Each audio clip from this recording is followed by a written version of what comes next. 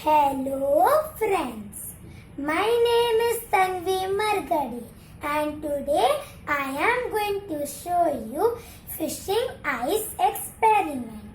So let's start. We require for this experiment are salt, a piece of string, ice cubes and a glass. So let's start.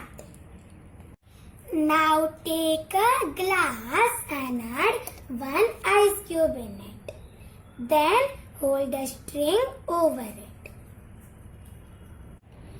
I hold the string above it and now we are going to sprinkle some salt on the ice.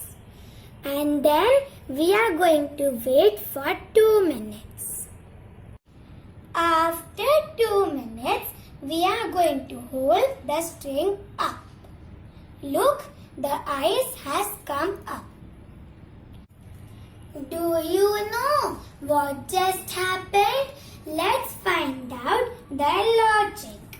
The salt lowers the freezing point of water. The salt begins to crystallize and the ice refreezes around the string.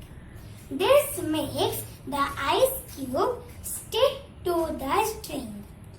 So this is how to do fishing ice experiment. Thank you for watching this video. Till that time, bye-bye.